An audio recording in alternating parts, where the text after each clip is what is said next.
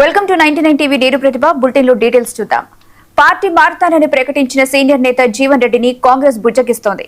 మంత్రులు శ్రీధర్ బాబు, అడ్లూరి లక్ష్మణ్ జగిత్యాల వెళ్లారు. పార్టీ మారొద్దని జీవన్ రెడ్డికి మంత్రులు సూచించారు. ఏదైనా సమస్య ఉంటే అధిష్టానం దృష్టికి తీసుకెళ్తామని హామీ ఇచ్చారు.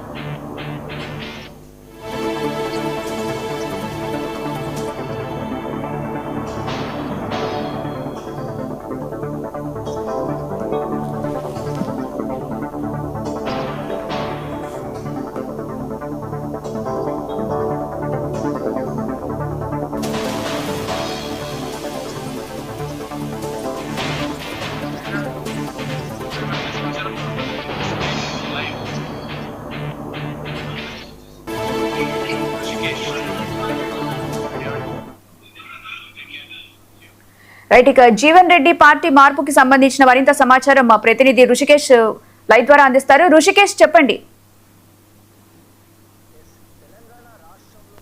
కాంగ్రెస్ పార్టీలో కావచ్చు, తెలంగాణ రాష్ట్రంలో కావచ్చు, ఒక సంచలనమైనటువంటి సమీకరణం కావచ్చు, ఒక సంచలనమైనటువంటి ఒక నిర్ణయం జరగబోతుంది అనేటువంటిది ఇప్పుడు మనం జగిత్యాల కేంద్రంగా చూడబోతున్నాం. జగిత్యాల నుంచి మాజీ మంత్రి ఎమ్మెల్సీగా ఉన్నటువంటి జీవన్ రెడ్డి రాజీనామా అంశం ఇప్పుడు కాంగ్రెస్ లోనే కావచ్చు, తెలుగు రాష్ట్రాల్లో కూడా ఒక సంచలనంగా మారుతుంది అనేటువంటిది మనకు స్పష్టంగా తెలుస్తోంది. ఇప్పటికే జీవన్ రెడ్డి పార్టీ మారుతారు, 25వ తేదీన రాజీనామా చేస్తారు, ఆయన బీఆర్ఎస్ కు వెళ్తున్నారు అనేటువంటి సమాచారం నేపథ్యంలో రాష్ట్రంలో ఒక్కసారిగా రాజకీయ సమీకరణాలు మారబోతున్నాయి. ఈ నేపథ్యంలోనే ఆయనను బుజ్జగించుకునేటువంటి ఒక ప్రయత్నం కాంగ్రెస్ పార్టీ నుంచి జరుగుతుంది అనేటువంటిది మరొకసారి స్పష్టమైంది. ఈ రోజు ఎవరైతే ఐటీ శాఖ మంత్రిగా ఉన్నటువంటి శ్రీధర్ బాబు, అదేవిధంగా మంత్రి అడ్లూరి లక్ష్మణ్ కుమార్, స్థానికంగా ఉన్నటువంటి కరీంనగర్ జిల్లా అధ్యక్షుడు మేడిపల్లి సత్యం ఎమ్మెల్యేతో పాటుగా మరికొంతమంది నాయకులు ఆయనను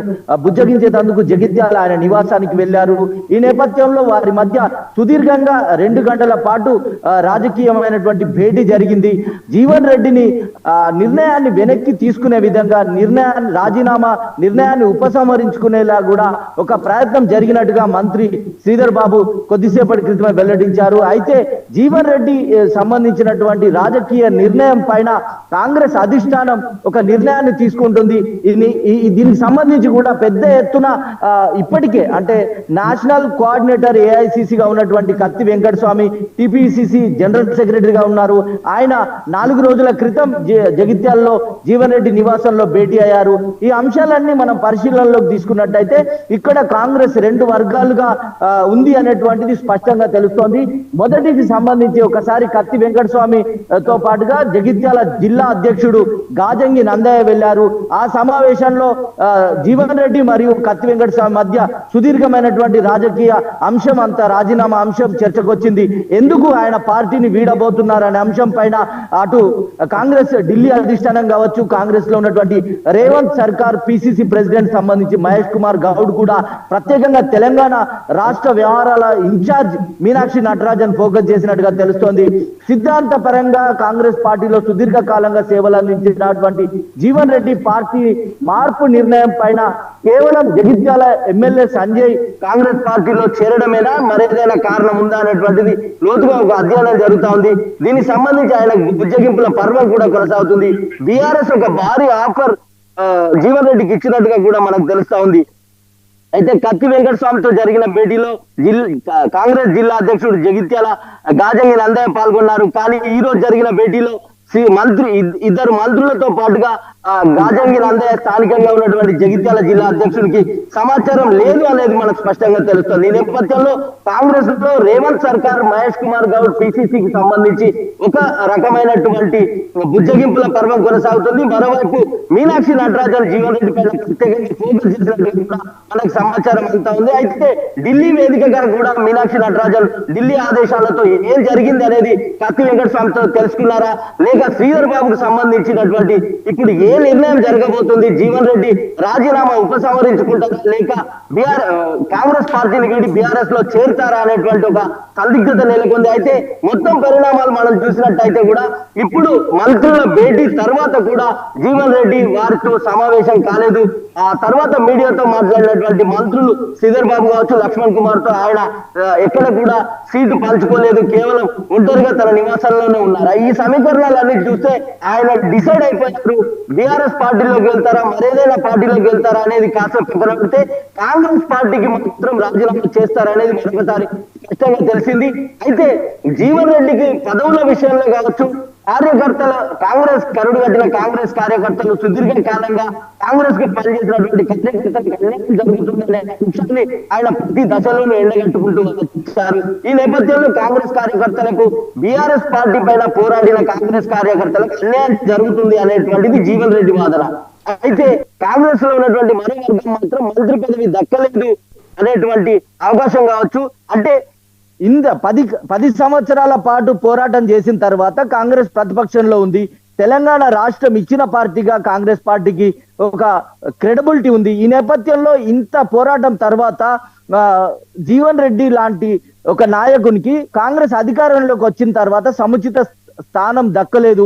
మంత్రి పదవి కావచ్చు, ముఖ్య సలహాదారుడు కావచ్చు, ముఖ్యమంత్రికి సంబంధించిన సలహాదారుడు కావచ్చు, రాజ్యసభ కావచ్చు, ఎమ్మెల్సీలు కావచ్చు, ఇట్లాంటి ఏ రకమైన పదవుల సంబంధించిన అంశంలో కూడా ఆయనకు మంత్రి పదవి దక్కలేదు అనేది ఆయన అనుచరులకు సంబంధించి కావచ్చు, ఆయన అంతర్లీనంగా ఉన్నటువంటి ఆయన యొక్క కోరికగా కూడా మనం చెప్పొచ్చు. అంటే ఇంత సుదీర్ఘ కాలం తర్వాత పోరాడిన తర్వాత కూడా మనకు ఇప్పుడు పార్టీ అధికారంలోకి వచ్చింది, ఆ ఫలాలు మనకు దక్కలేదనే ఆవేదన ఆయన ఇండైరెక్ట్ గా ప్రతిసారి చెప్తున్నారు. కానీ ఒక్క సమీకరణం మనం కరెక్ట్ గా ఇక్కడ చూడొచ్చు.